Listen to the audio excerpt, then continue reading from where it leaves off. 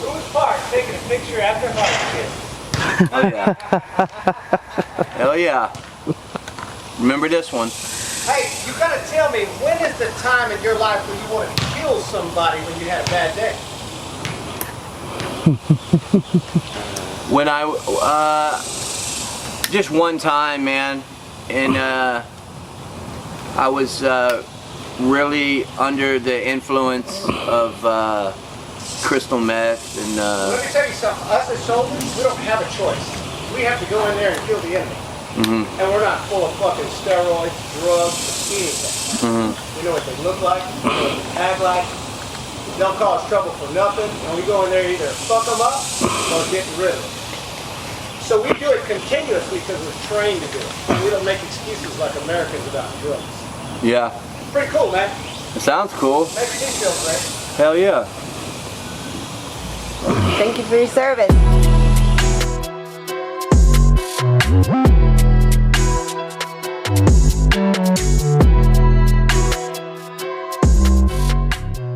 Okay. Rosemarie. Yes. Is it on? Yeah. Oh. So where are you from? Okay. First, I'm from Austin, Texas. Born and raised. I'm an Austinite.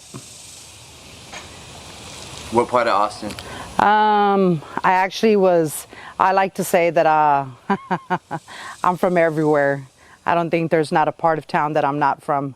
But as I grew up mainly on South Side. And after the death of my mother, of course, from there is where I went everywhere. Whether if it was from East Side to Riverside, my stomping grounds, I call them my stomping grounds, was Riverside. Anywhere from East Old Torv all the way to maybe 7th Street. Yeah, about 7th Street. Kept myself through there. Didn't matter where it was, if it was bridges, the woods, houses, bandos, pretty much just anywhere I could get myself, fit myself in. Back in the days, you know, before my nowadays, I actually was as well, you know, I called myself the cantinera, which is the bar lady. I made sure to, you know, place myself in the bar. As I grew up, you know, a little bit about myself. As I grew up in Austin, I grew up in a very dysfunctional household. I grew up watching my father and my mother use and abuse drugs, each other, physically, mentally, emotionally. It was pretty much, as a child, you know, I can say, you know, I really wasn't given the opportunity to live a life as a child. I had to grow up and grow up fast. I had to, you know, of course, take care of the brothers, the sisters, the younger siblings. I had to be mom, you know, while my mom and father were, of course, getting high in the room, you know, beating the shit out of each other or whatever was going on. I, of course, you know, had to take care of the kids. I had to make sure the kids were fed, bathed, walked to school. I didn't get much of a education due to the fact that, you know, I had to stay home. I had to watch, you know, of course, mom, dad, make sure everything was okay. Mom and dad, you know, majority of the time were, if they weren't there getting high, they were, of course, doing the illegal stuff, you know, that, of course, every, you know, majority drug addicts become a part of, you know, once you get deep into it. And from there, it just went downhill. By the age of 12, my father, you know, he kept his word.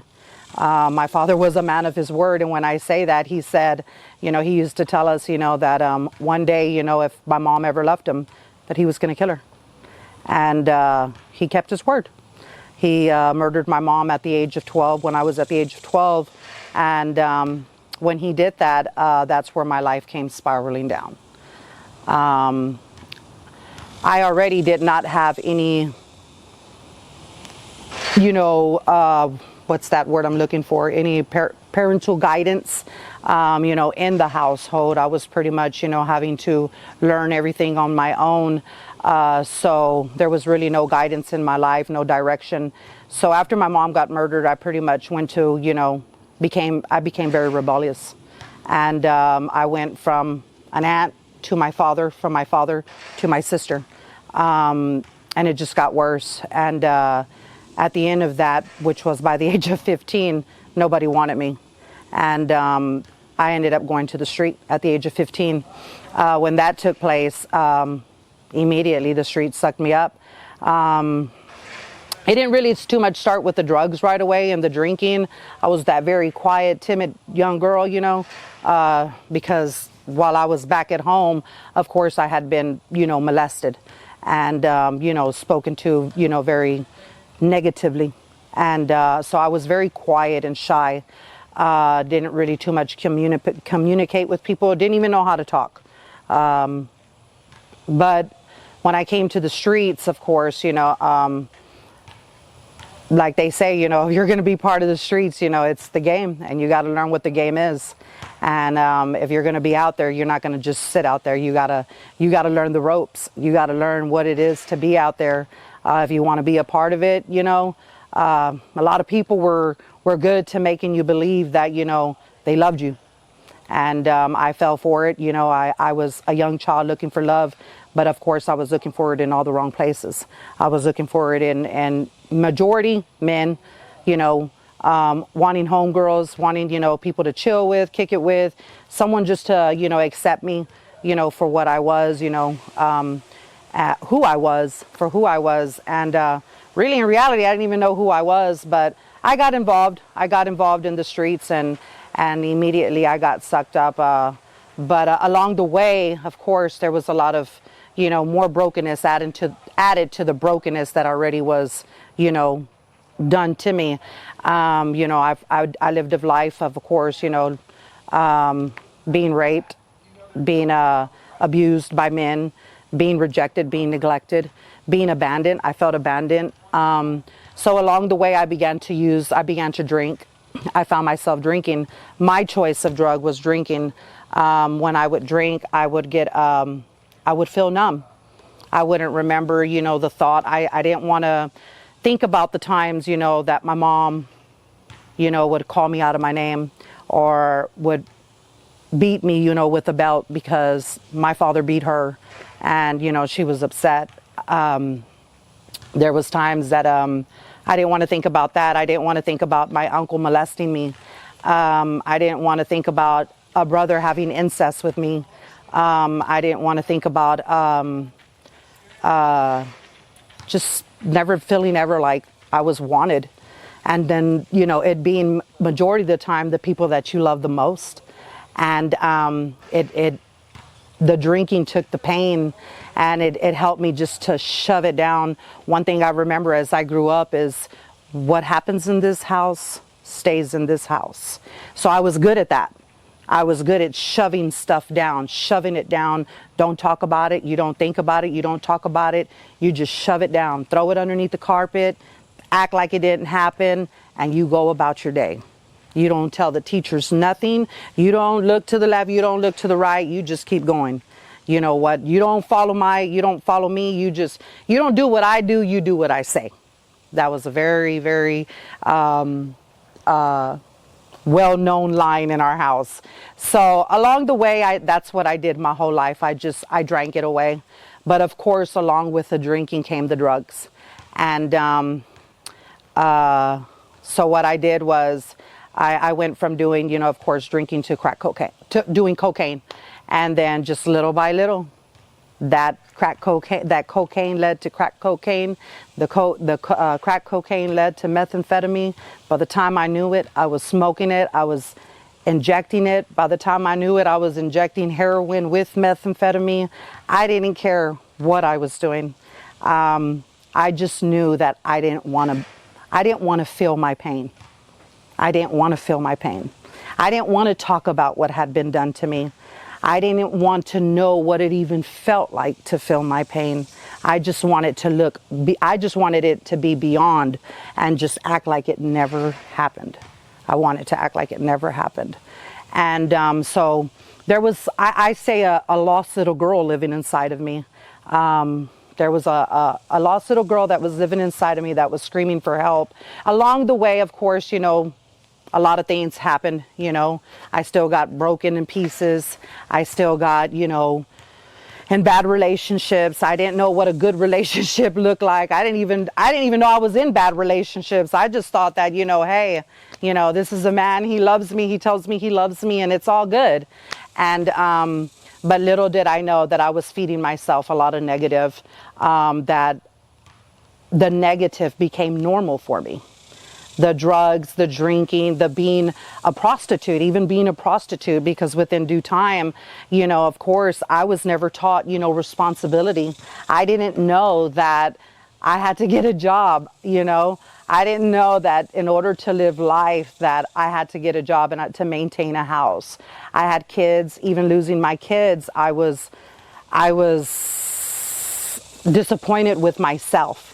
I was angry with myself that, what I once had said I would never do was follow my mother's footsteps and not keep my kids. And I did that. And it wasn't due to me not wanting my kids. It was due to me thinking that at that time I was doing the best thing for my kids. But it still snipped me in the butt.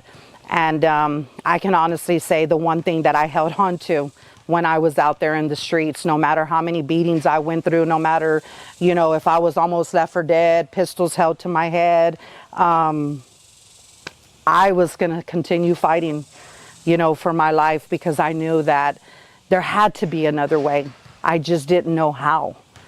Did you experience a pistol being held to your head? Oh, yeah. Oh, yeah. Can you just talk about one of those situations? Yeah. I remember one time, actually, the one time that really affected me was the time with my father. When my father would beat my mother, and he would, of course, put her in a place where it was just him and her.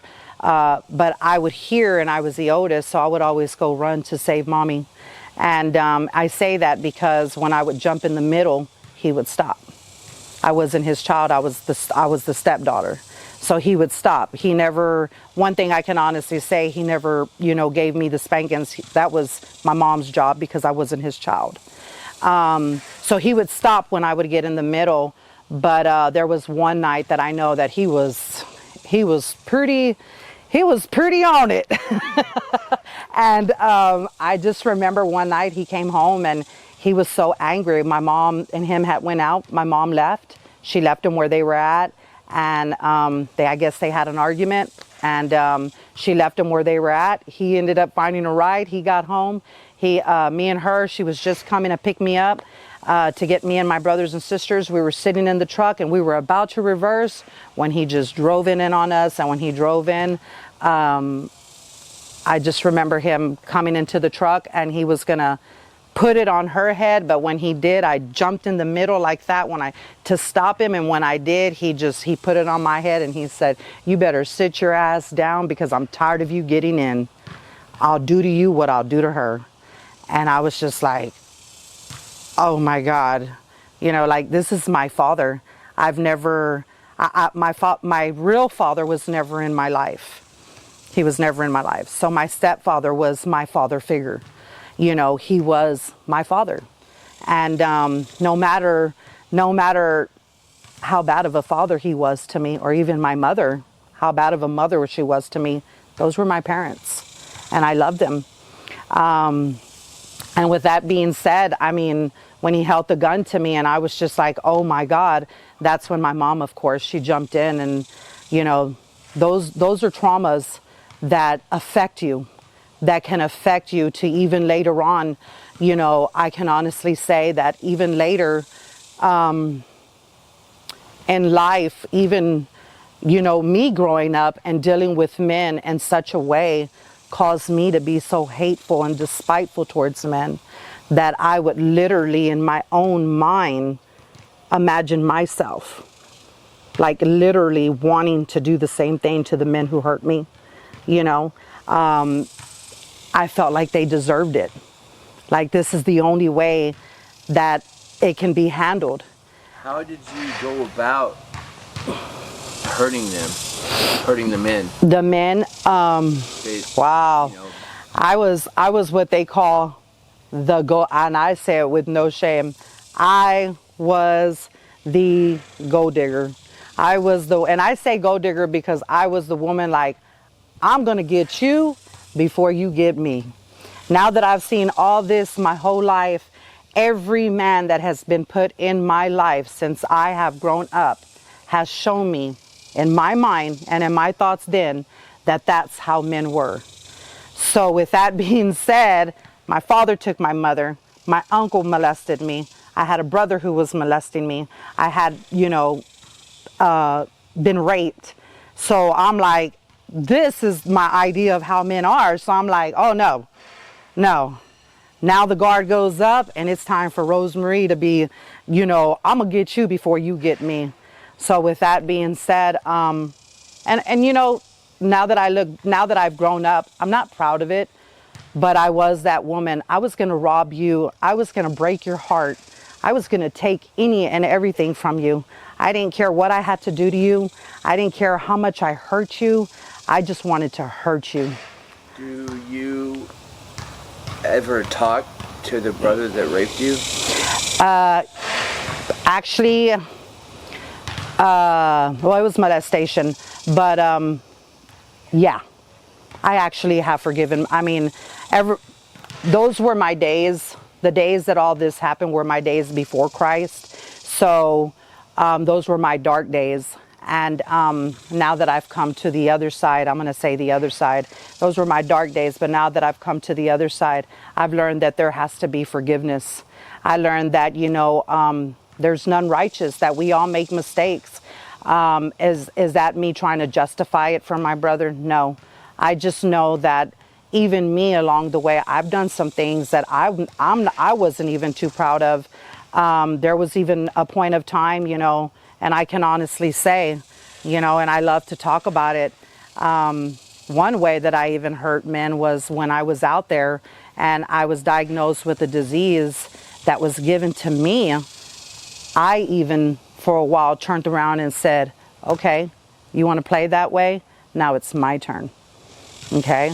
And I say that to say this. I even slept with people knowing, that what I had been diagnosed with. And I don't say that proudly. I say that like in, what? I've done some bad things. I'm not perfect. My brother's not perfect. The uncle who molested me, the people who raped me and left me there for dead. Have you spoken to your uncle? My uncle, no. I forgive him, but no. I haven't spoken to him. What does the conversation look like between you and your brother? Or does he admit what he did to you? We've never even held that conversation. That is actually a process right now that I've been like praying on, and I'm asking the Lord to bring us together so like that we can sit down and we can talk about it. Because remember, we grew up, you don't talk about nothing. You just hold it in, you say nothing. But now that I've grown up in my walk, it's like, no, this needs to be discussed. Are you scared to talk about it?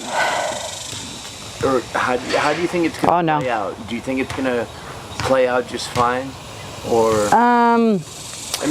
of course it will be fine, but do you think there's going to be any commotion or? No, I don't think so. I think the main thing is that my main thing is I don't want to bring up what took. I want us to talk about what took place, but I don't want to like hold it against him.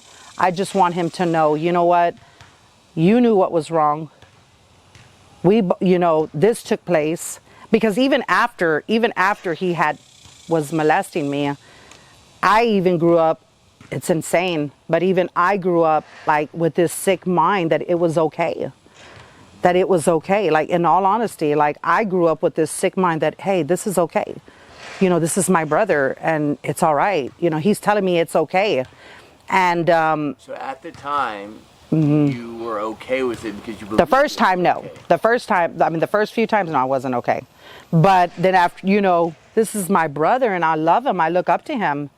So with that being said, of course, once I get older and he starts feeding it into my mind, like it was a real sick type of, I don't even know how, like, as a child, it, you know, I was not okay with it when he did it. But then even as I grew up. When you say child, how old is that? I was like maybe, how old was I, Lord? Like 7 years old. 7, 8 years old. When that first took place. But then as I grew up and I became this young lady, when we would go party and get drunk, like he really made me believe like it was okay, and we continued. Like, and I would do it. So it was like you guys became up together. Yeah, like when we were drunk. Like he would, you know, yeah. And when did, so now you don't think that's okay? Oh, definitely not. Like, oh no. I'm not in a sick state of mind, you know, and I say that because I was in a sick state of mind. You know, I wasn't dealing with the issues that I had going on. When you decided that this is not okay, did he continue to pursue you?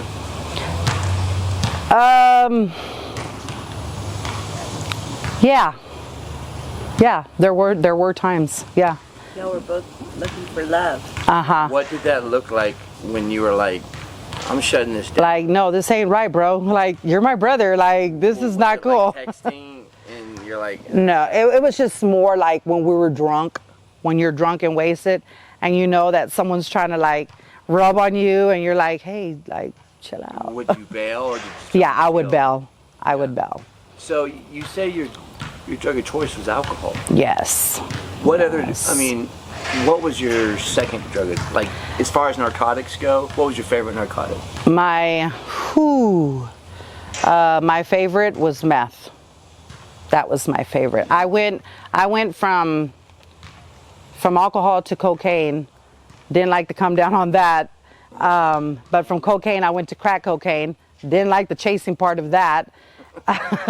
So I went from crack cocaine to methamphetamine, and that was yeah.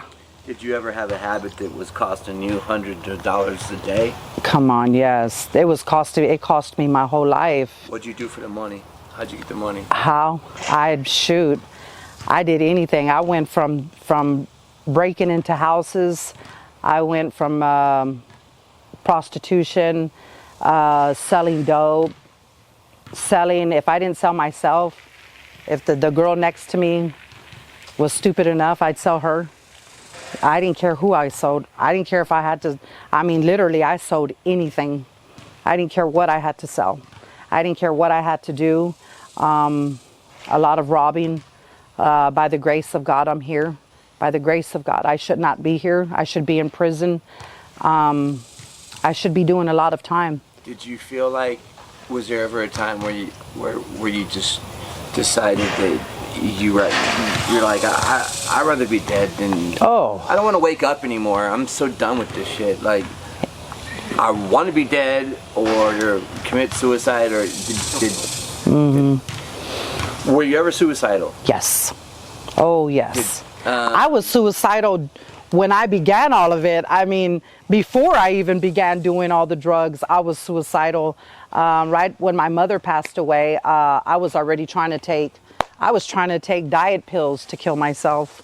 You know, drank a whole bunch of them and had a little whatever moment, and you know, but towards the end of my dark side, what I call my dark road, I did have a suicidal. I was going from one house to another, and I was having one person shoot me up with meth, another person, because I knew, well, growing up, I did go to church, you know, I did go to church with my aunt and my uncle after my mom was murdered. So I knew, at least I was taught, if you take your own life, you go to hell. So I was like, well, I won't take it. Let me go let them do it. So, of course, I had one person shooting me up with meth, going to another house, somebody shooting me up with heroin, going to another house, doing both, and I had a near-death experience. When you decided that you weren't going to commit suicide and that you weren't going to live like that anymore, when you decided to surrender, the day, the minute that happened, What was that like? What did that look like? Whew, that was relief. That was like the best time. That was the best moment of my life. When I got out of the state hospital, I just remember that I called my uncle, the uncle that I went to after my mom got murdered. And I called him and I told him, I said, I don't know what's going on with my life. I don't know if I'm like crazy, but if I don't get off these streets, either I'm gonna kill myself, somebody's gonna kill me, or I'm gonna end up in a state hospital not even knowing who I am. Like I'm here, like then I didn't know it was a spiritual thing. But I knew that if I didn't get help, I was gonna be gone. But when I went into that dark place, when I had that moment, I remember that I seen demons. They are real. I seen my mother, and after I seen my mother, I saw the light. I didn't see no man. I'm not sitting here saying I saw God. No, I saw a light. And when I was in that light, I remember hearing, and when I heard it, it was just so peaceful. And when I came out of it, I said, there has to be something else. But forget, where did you say you were when this happened? I was, this is when I had the near-death experience. Where were you? I was in an apartment. And you had just gotten shot? Shot up with, yeah. And when you say near death, did you feel like your heart was going to explode, or? Oh, there was all kinds of things going on. There was panic, everything. And when, like I said, when I came out of it, it was just like, whoa, like there is a heaven and there is a hell. And I say that because, like I said, I saw the demons, I saw my mother, and then after I saw my mother, I saw the light, a real bright light. And when I saw that real bright light and I felt the peace that was there, I said, there's something different out there. There is something.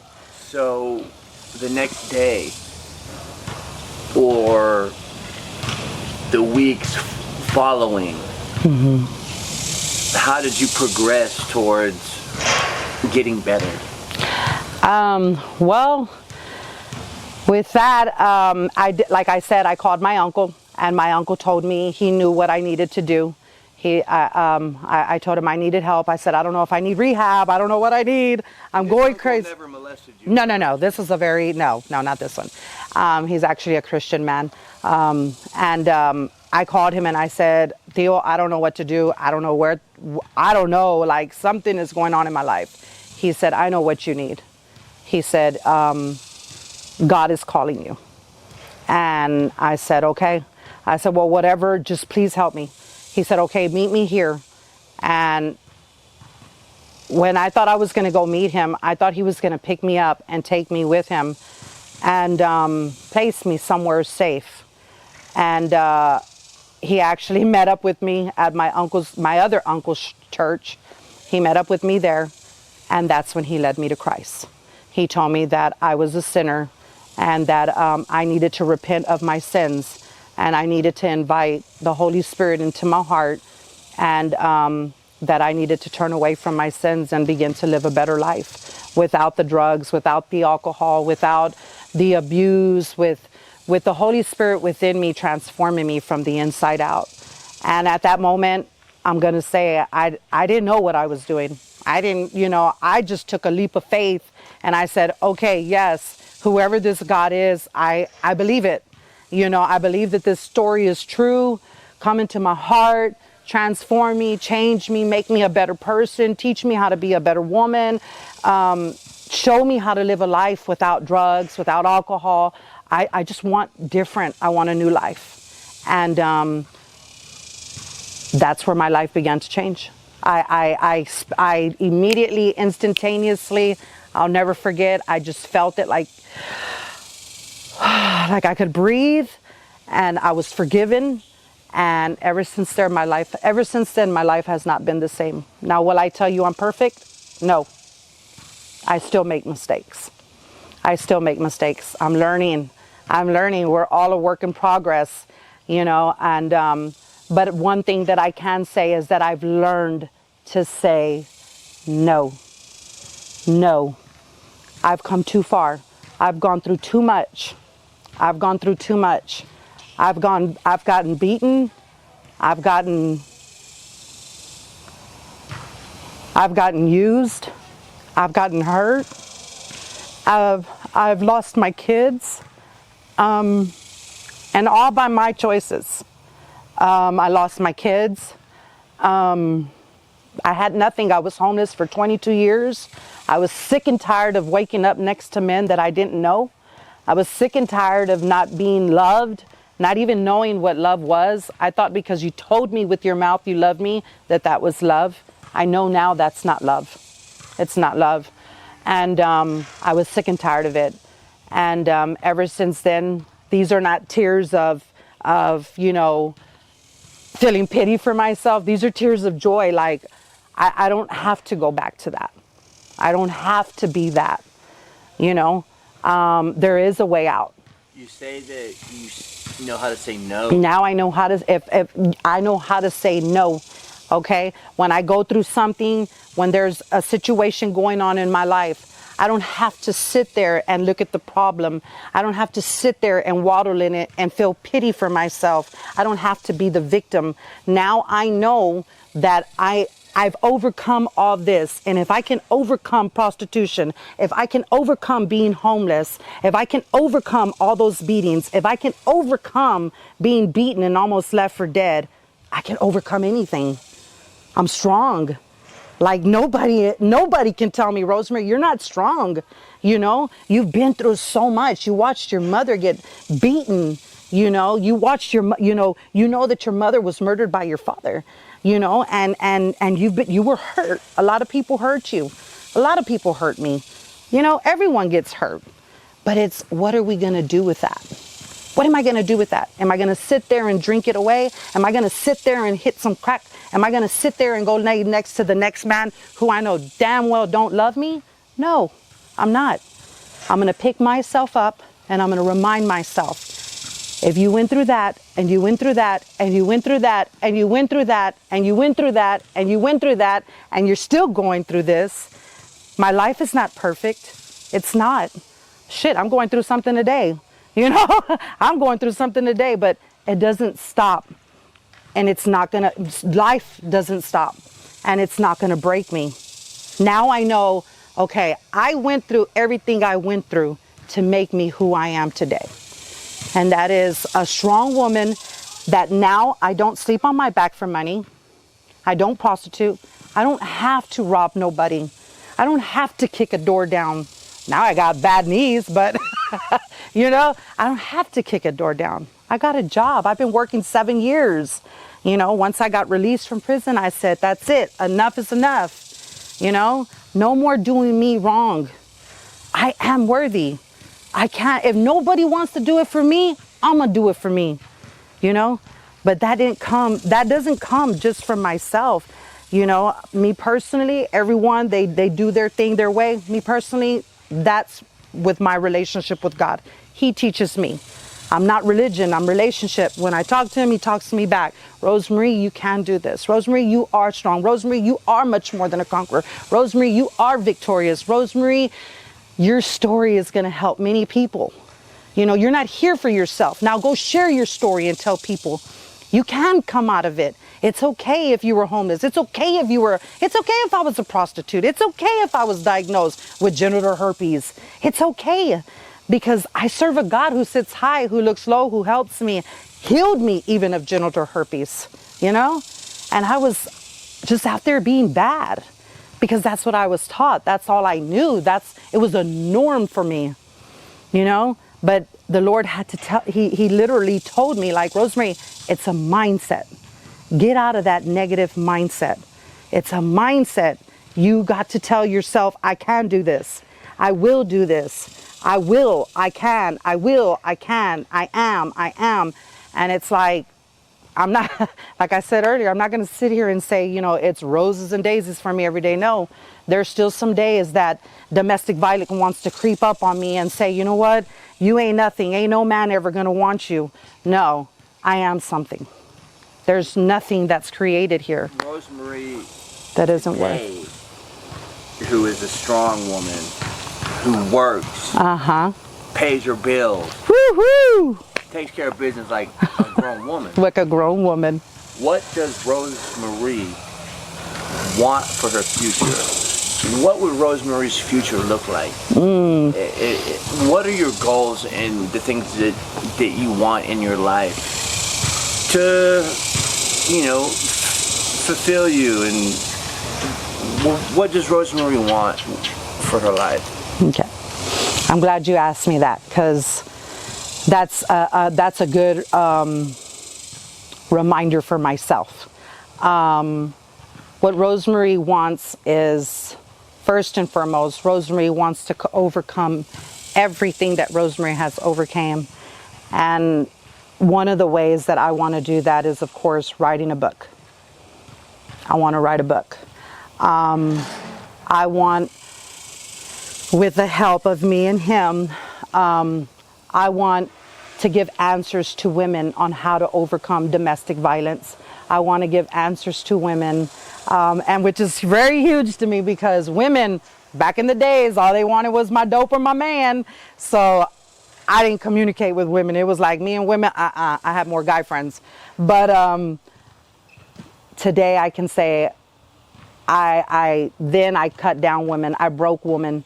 And sad thing about it then was I was a girl. You know, why would I want to cut down another female? But this woman today wants to build women. I want to edify women. I want to share with women how I overcame it, how I overcame being the prostitute, how I overcame, you know, being the, in Spanish, as we say, the mujerera, you know, having to be with this woman, that man, this, you know. I was the adulteress. I wanted nothing but married man in my life. Why? So I could use him and send his butt home, you know, get what I wanted. And I even overcame that. I won't touch nobody's man, you know, and there is a way. I also, as well, another thing that I desire, hugely desire, is to have a shelter. Everything that I desire to do, Jay, I don't, it's nothing out of my own desire. Like, I believe every brand new desire that I have comes from the Lord, and all of it is to help someone else. And it's your passion. It's my passion. Everything back then was all about me. Oh, poor me. Why me? Why me? Why me? Me. And now it's like, okay, all eyes off of you now. Now we're going to help someone else. You know, so I think books would be great. I think a shelter would be great. Austin doesn't have many shelters. Right now, I don't see it. Like, I'm like, hold up, wait a minute. I barely even got my car payment. But no, like, awesome. I mean, I'm really serious. Those are big time, awesome goals, and I can see now that you're telling me this, like, because I have things that I want, and you know, I just had to put one foot in front of the other and started it.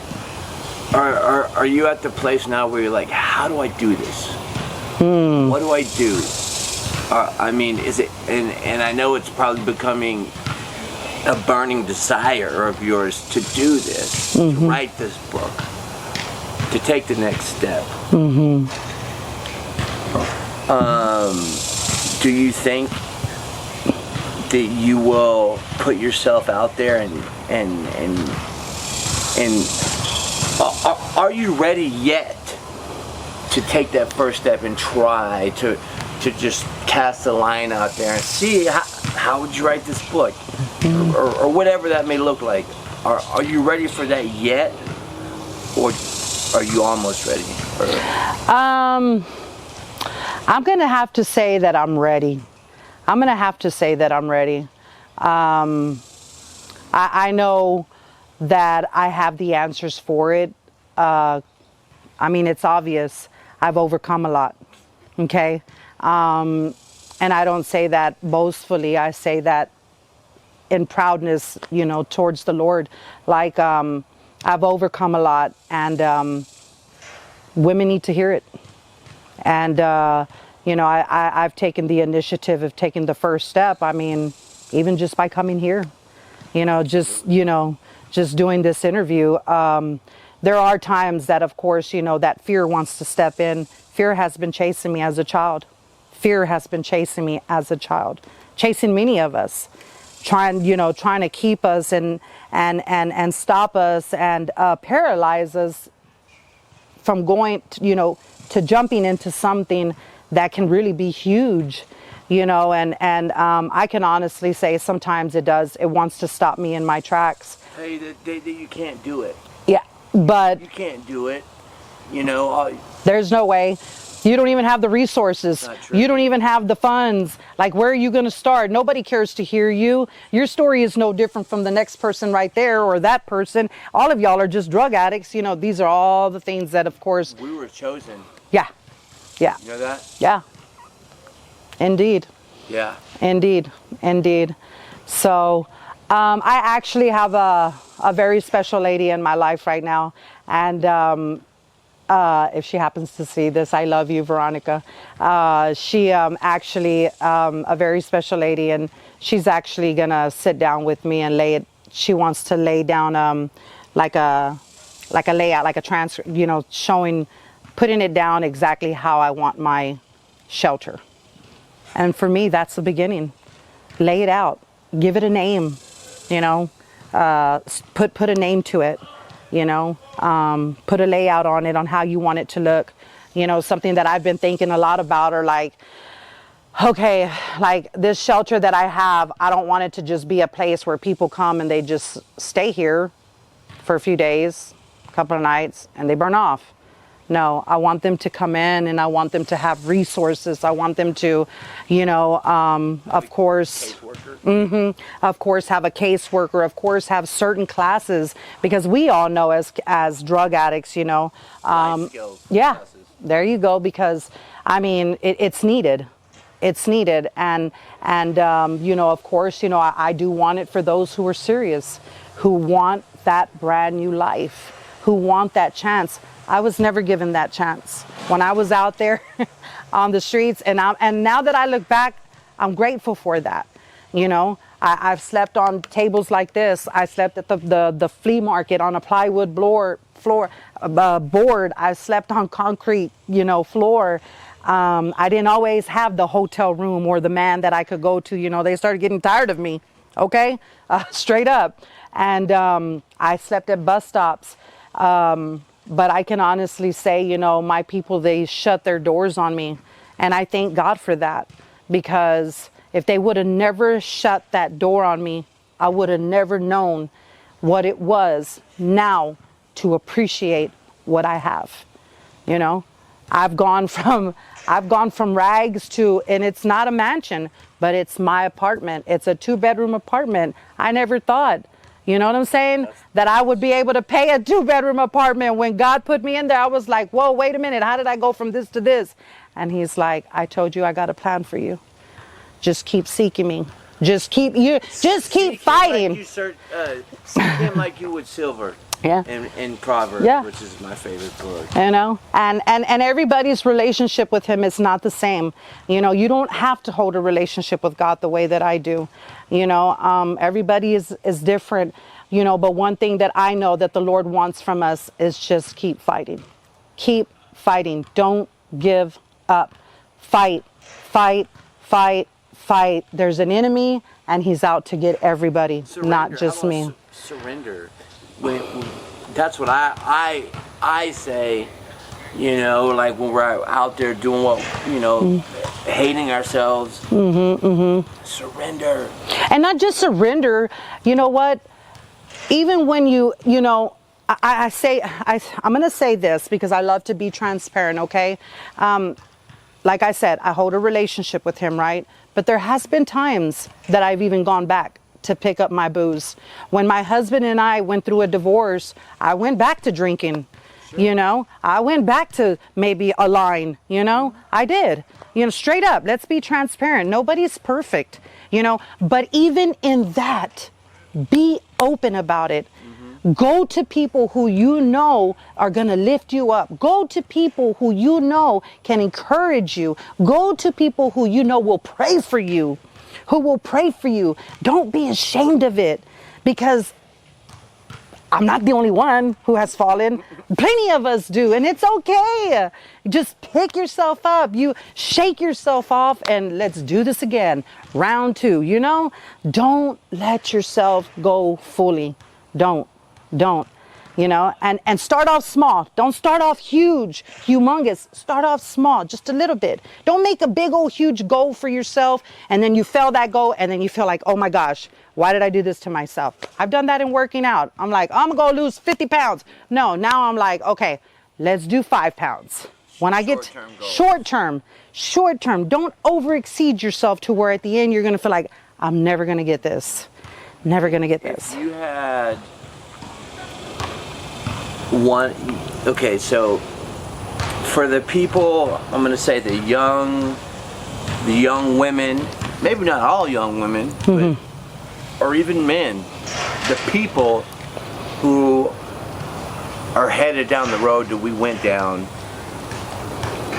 or maybe their story doesn't look like mine or yours, and they just want to maybe start using narcotics, or just maybe start living that life that we know it will turn into. What would your advice to them be? Don't do it. Don't do it. I'm going to tell you one thing that I always tell my kids, my nieces, my nephews.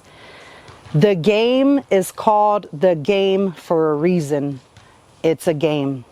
It's no good. It's trash. Get involved. It's going to suck you up. It's going to pull you in. The game belongs, and I mean, I look at everything in the spiritual realm. The game, the streets belong to Satan. If that's what you want, that's what you're going to get. Don't touch it, because it's the real deal. It's the real deal. It's real Satan. It's the real devil. It's the real, it will mentally torture you, physically, mentally, spiritually. It is nothing to play with. It's nothing to play with. Stay away from it. Stay away from it. Stay away from it. If your friends try to encourage you, hey, just, you know, it's all good. Those are not your friends. They're not your friends. You know, and I'm not going to, I really don't even like to put it like that, because some people themselves are lost. You know, I've even encouraged, back in the past, I encouraged my brothers and sisters to use dope. And it didn't mean I didn't love my brothers and sisters. I just had no idea what the hell I was encouraging them to. You know, I didn't know that I was encouraging them to one day. I mean, my brothers and sisters gave me dope plenty of times. We thought we were just chilling and kicking it, right? And they never knew that one day, from smoking marijuana, doing a line, that one day their sister was going to be shooting it up, trying to kill herself. And it happens like that. Like that. It's not a game. As quick as you get into it is as quick as you can be on your back, gone. If there was one last thing that you had to say, whatever it may be, whatever it's about, what would it be? If you had something to say, what's the last thing the last message you want to send? The last message that I would want to send to everybody is, learn what love is. Learn what true love is. True love is an experience that you could never, you can never lose. And when I speak on that, I'm speaking in God terms. Okay? Experience true love. Experience true love and learn to love yourself. Because without being able to love yourself, you cannot help nobody else. You can't. And if you can't help you can't help the next person. There's a scripture. You're just gonna drag them down with you. Just learn love. I mean, love is real. People think nowadays love is not real. it's not real, but sometimes we don't take the time to sit down and experience that. But it's real. When I say I experienced the life and death situation, it's real.